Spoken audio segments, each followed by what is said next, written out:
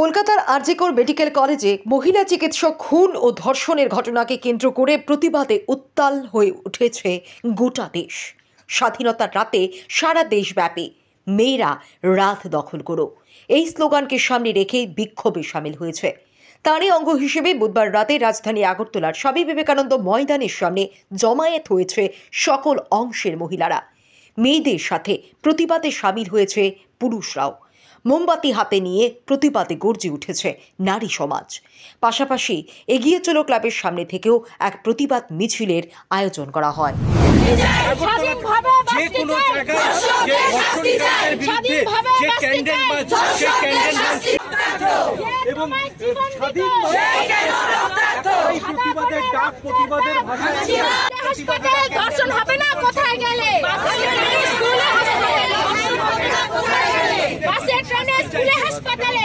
আমার মনে হয় সবাই প্রতিবাদে নেমেছে, সব মহিলারা, বিশেষ করে পুরুষরাও আছে।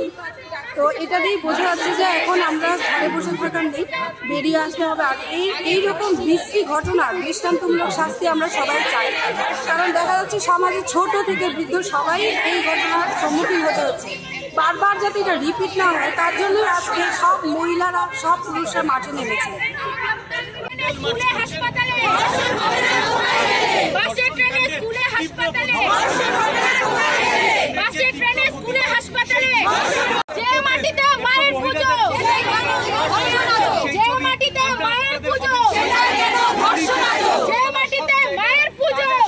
শোনা যায়নি, আমার জানা নেই যে এরকম একজন ডাক্তার ওর নিজের সেমিনার হলে যেখানে পড়ার কথা যে সে সবসময় একাডেমিক্স এরকম জায়গায় আছে, আমরা সবাই পরিচিত ওয়ার্ডের মধ্যে সেমিনার রুম চাই। আমরা এখানে একজন বসা হয়েছে, মানে এত ভিন্নভাবে এটা মানাই যায়।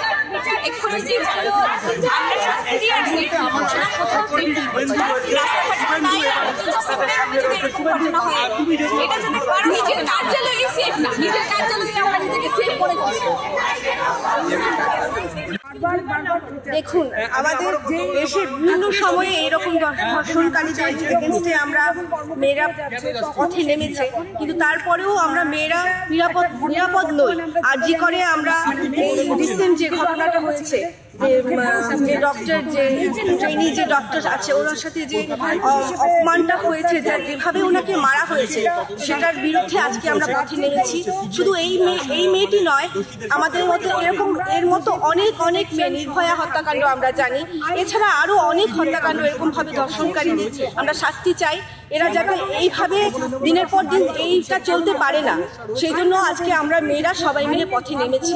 বিভিন্ন জায়গায়, শুধু আগরতলায় নয়, কলকাতা, পশ্চিমবঙ্গেও বিভিন্ন জায়গায় মেয়েরা পথে নেমেছে, আরজি করের ঘটনাটার প্রতিবাদ করতে নেমেছে। এই হচ্ছে মানে প্রধান কারণ আমাদের। এই ঘটনার জন্য সিবিআই কে তদন্তের দায়িত্ব দেওয়া হয়েছে, তো সেই বিষয়টা কিভাবে দেখছেন? আমরা চাই তদন্ত হোক। মনে হয় সঠিক তদন্ত করবে বা জাস্টিস হবে? দেখুন, সেটা তো সময় বলবে, আশা হওয়া উচিত।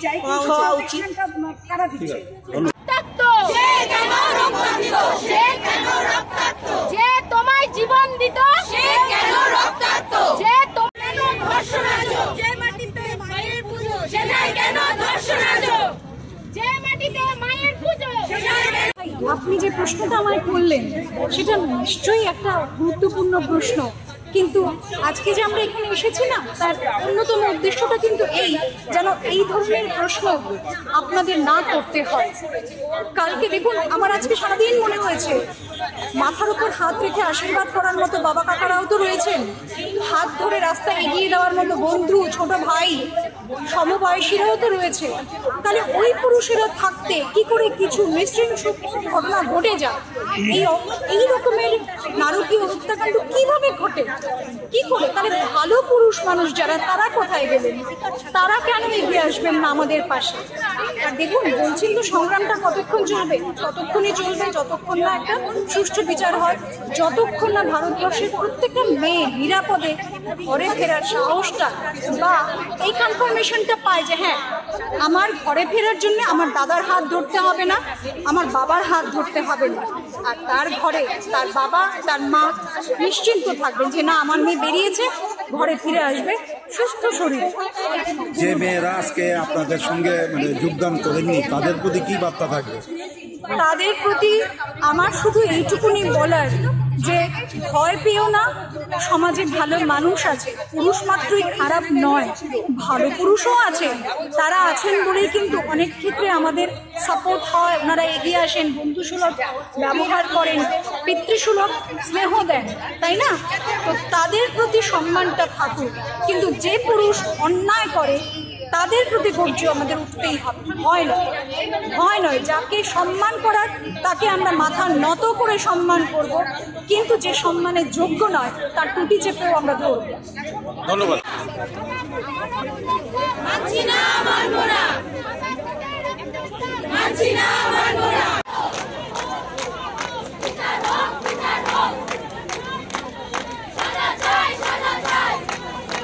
সমগ্র বিষয়টা যেটা হচ্ছে সেটা মোটেই ভালো হচ্ছে না। আরজিকরের যে ঘটনা ঘটেছে সেটা আমরা সবাই জানি এবং সেটা অত্যন্ত দুঃখজনক।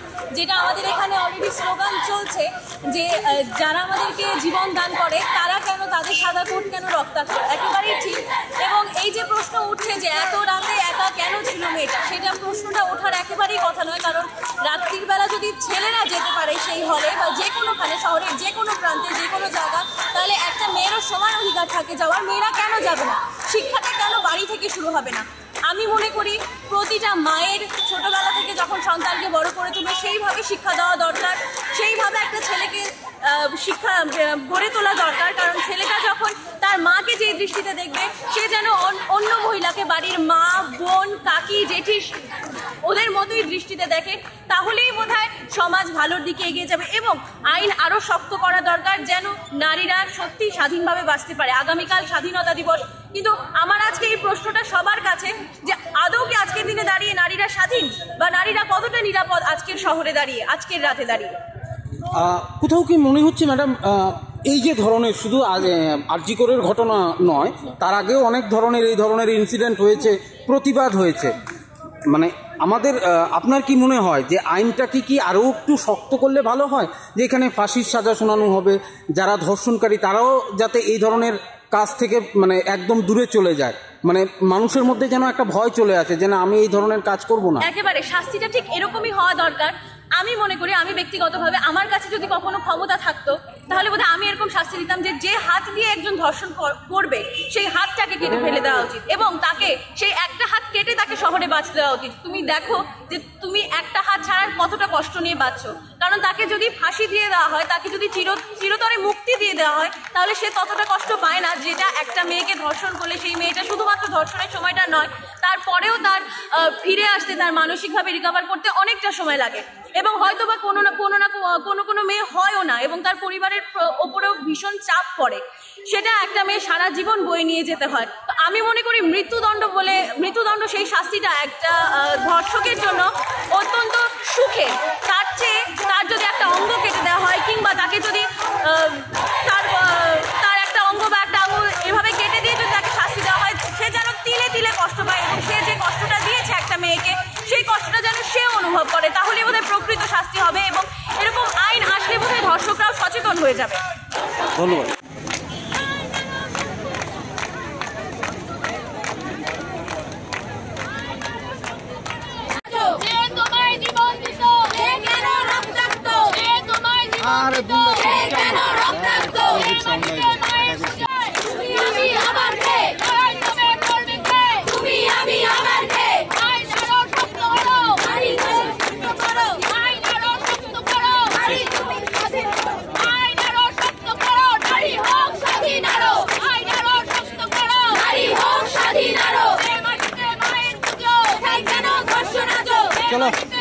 হওয়াই উচিত এবং প্রত্যেকের মনে সেই ভয়টা ঢোকানো উচিত যে এই রকম ধরনের ঘৃণাত্মক কাজ করা যায় না। আমাদের ল রয়েছে এবং লতে স্পষ্ট করে বলা আছে যে এই কাজের জন্য আপনার কি শাস্তি হওয়া উচিত।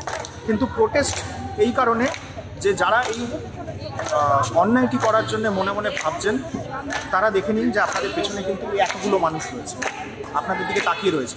নিজের ছেলে হিসেবে বলছি, আমি সবসময় সম্মান করার চেষ্টা করি, সম্মান করেছি। বাকিদেরকেও বলবো যে আপনারা প্লিজ একদিনের জন্যে সেই মহিষাসুর মর্দিনীদের সিংহ বাহন হয়ে দেখান। Thank you. গভর্নমেন্ট মেডিকেল কলেজের মেডিকেল বিভাগের হেড অফ দি ডিপার্টমেন্ট। আমার এটাই বলার আছে, আমার ডিপার্টমেন্টেও কিন্তু আমার মেয়েরা নাইট ডিউটি এবং এখনও নাইট ডিউটি করছে। তো সুতরাং আমরা চাই আমাদের মেয়েরা যখন নাইট ডিউটি করছে, শুধু মেয়েরা কেন, ছেলেরাও সবাই আমরা মিলে যখন নাইট ডিউটি করি, আমাদের এই নাইট ডিউটিতে যাতে সেফ থাকে এবং এই নাইট ডিউটিতে আমাদের যাতে এই ধরনের কোনো অবস্থার যাতে সম্মুখীন না হয়। আর সবচেয়ে যেটা ইম্পর্টেন্ট সেটা হয়েছে আমরা জাস্টিস চাই। আমাদের একজন ডাক্তার প্রাণ দিয়েছে এবং সেই দোষে এবং শুধু নিকৃষ্টভাবে অপরাধটাকে ঘটানো হয়েছে এবং খুব কষ্ট দিয়ে ওকে মারা হয়েছে। আমরা চাই যে এটার জাস্টিস যাতে আমরা পাই। আমরা অবশ্যই চাই যে যারা এটার পেছনে আছেন তারা যাতে বেরিয়ে আসে এবং অবশ্যই যাতে তাদের যাতে শাস্তি দেওয়া হয়, এটাই আমরা চাই। Justice for everybody. Thank you. আপনারা সবাই জানেন যে আরজি করের যে বিভৎস ঘটনা ঘটেছে, সুতরাং আইনের জায়গাটা ঠিক হয়। আমাদের আজকে সারা ভারতবর্ষ সেইখান থেকে তো ত্রিপুরা বিচ্ছিন্ন হয়ে থাকতে পারে। আমরা ত্রিপুরা নারীরা, আমার মনে হয় শুধু নারী পুরুষ বন্ধুরাও এসছেন আজকে। আজকে ভারতবর্ষের দিনে আজকে একটা ভীষণ ঐতিহাসিক রাত, যে আজকে মধ্যরাতে সারা ভারতবর্ষ, শুধুমাত্র পশ্চিমবঙ্গ নয়, পশ্চিমবঙ্গের বাইরে মেট্রোগুলো সহ শুদ্ধ সমস্ত জায়গায়, ইভেন অনেক মফস্বলেও আজকে মেয়েরা রাত দখলের ডাক দিয়েছে। মানে আমাদের যেটা শেখানো হয় যে সন্ধ্যের পরে বাড়ি ফিরে এসো, এই যে ছোটবেলা থেকে আমরা জানি যে সন্ধ্যের পরে বেশি রাত বাইরে থাকতে নেই, অ্যাজ ইফ এখন সন্ধ্যের পরে আমরা বেরোনোর পুরুষদের অধিকার আছে, আমাদের অধিকার নেই। কেন এই প্রতিবাদটা, এই জনসভা, এই জমায়েত আমরা দুপুরবেলা না করে রাত 12টায় করছি বা রাত 11টায় করছি? তার প্রধান কারণ হচ্ছে যে মেয়েরা রাতের বেলা যদি শহর দখল করার অধিকার পুরুষের থাকে, তাহলে 100% রাতের বেলায় এই শহরে আমাদের মেয়েদের ততটুকুই অধিকার আছে। একজন মেয়ে তার প্রয়োজনেই রাতে বেরোয়। আমাকে আমার ভাইকে নিয়ে মাঝরাতে আইএলএস হসপিটালে ভর্তি করতে হয়েছে, আমার পাশে কেউ ছিল না, তাহলে আমি কি যাব না? তাহলে একটা মেয়ের জন্য কেন রাতের বেলায় শহরে অধিকার থাকবে না? আমাদের এই এতদিনের প্রাচীন সংস্কৃতি যে রাতের বেলার মধ্যে মেয়েদের ঘরে ফিরে আসতে হবে, তার বিরুদ্ধেই আমাদের আজকের অবস্থান। আর সেটার সঙ্গে আরজি করের ঘটনা আপনারা জানেন যে সেটা রাতের বেলাতেই হয়েছে, এবং কোথায় হয়েছে? কোনো সড়কে নয়, তার হাসপাতালে ডিউটি অন কল অবস্থায় তার উপরে এই অত্যাচার এসেছে। তাহলে আমরা সেটার বিরুদ্ধে আজকে আমাদের সারা ভারত জুড়ে আজকে রাত্রিবেলা মেয়েদের এই আন্দোলনের ডাক। সেটা একজন, আমি যতটুকু জানি, রিমঝিম সিনহা, তিনি প্রেসিডেন্সির ছাত্রী, তিনি প্রথমে এই ডাকটি দিয়েছিলেন ফেসবুকে যে আমরা তাহলে মধ্যরাতের দখল নেব। তো সেইটাতে সব মহিলারা একজোট হলেন, এবং আমরা আগরতলাতেও আস্থা বলে যিনি কথা বলছিলেন নন্দিতাদি, আমি তাকে জিজ্ঞেস করেছিলাম কিছু করা যাবে কিনা আগরতলায়। তারপরে আমরা জানালাম যে আমাদের মতন করে আমরা একটা আন্দোলনের ডাক দিয়েছি, এবং আজকে এই মুহূর্তে দিল্লি, কলকাতা, ম্যাড্রাস সহ নানান জায়গায় মেয়েরা মধ্যরাতে রাস্তায় বেরিয়ে এসেছে যে আমরা এই প্রতিবাদের, এই বিভৎস অত্যাচারের প্রতিবাদ করি। একসঙ্গে এইটা সোচ্চারে ঘোষণা করি যে রাত্রেবেলা যদি প্রয়োজন হয় তাহলে আমাদের রাত্রেবেলা বাড়ির বাইরে বেরিয়ে আসতে হবে। আর তখন যেন এই শহর আমাকে, আমার দেশ, আমার রাজ্য, আমার শহর আমাকে সুরক্ষা দেয়। দিদি, একটু আগে আপনি বলছিলেন যে পুরনো সংস্কৃতি, যারা মারা জেঠিরা বলে যে সন্ধ্যাবেলা মেয়েরা বেরোতে পারবে না, মেয়েদের বাড়িতে থাকা উচিত, এটা কি সংস্কৃতি বলবেন না মা বাবাদের ভয় বলবেন? ভয়টাই সংস্কৃতির, ভয়টাকে আমরা আমাদের সংস্কৃতি বানিয়ে নিচ্ছি। ইভেন বেরোনো না, আমাদের একটা সময় বলো তো চুল খোলা রাখতে না, সন্ধ্যের পরে বেনুনি বেঁধে রাখতে, এটাও বলা হতো। সন্ধ্যের পরে চুল খোলা রাখতে পারবে না, সেটা নিয়ে তো আমরা বড় হয়েছি। তাহলে আমাদের এই যে হাজার হাজার বছরের ভয়ের সংস্কৃতি, মেয়েদেরকে ক্রমাগত যেন আমরা সংকুচিত করে হয়েছি তার চলাফেরা। আজকে বলা হচ্ছে যে 12টার মধ্যে বাড়ি ফেরো, কয়েকদিন পরে বলা হবে 10টার মধ্যে বাড়ি ফেরো, তারপরে বলবে সন্ধ্যে 7টার পরে আমরা কোথায় যাব? এইটা কিন্তু কোনো সলিউশন না যে মেয়েদেরকে রাত্রিবেলার মধ্যে বাড়ি ফিরতে হবে। ইতিমধ্যেই ম্যাডাম মাঝখানে একটু বলে দিচ্ছি, 7টা থেকে 7:30 পর্যন্ত কেন সীমাবদ্ধ থাকবো বাড়িতে? কারণ আমি নিজে আমারই